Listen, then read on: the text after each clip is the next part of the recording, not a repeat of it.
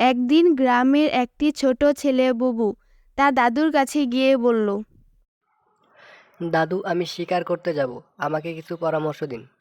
দাদু হাসি দিয়ে বললেন, তুমি যদি শিকার করতে চাও তাহলে তোমাকে অনেক ধৈর্য ধরতে হবে।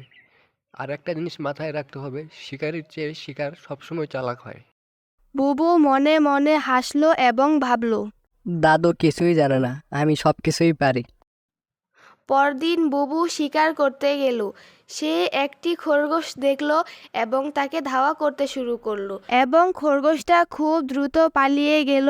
আর বুবু ধাওয়া করতে করতে ক্লান্ত হয়ে পড়ল। হঠাৎ বুবু দেখতে পেল যে সে একটি গর্তে পড়ে গেছে।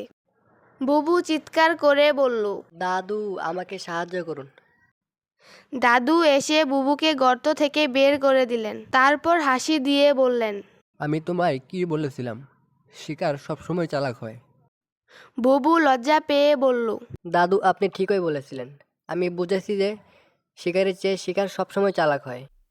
এই গল্পের শিক্ষাটি হলো সব সময় অভিজ্ঞতার পরামর্শ মেনে চলা উচিত এবং জীবনের প্রতিটি ক্ষেত্রে ধৈর্য ধরতে হবে।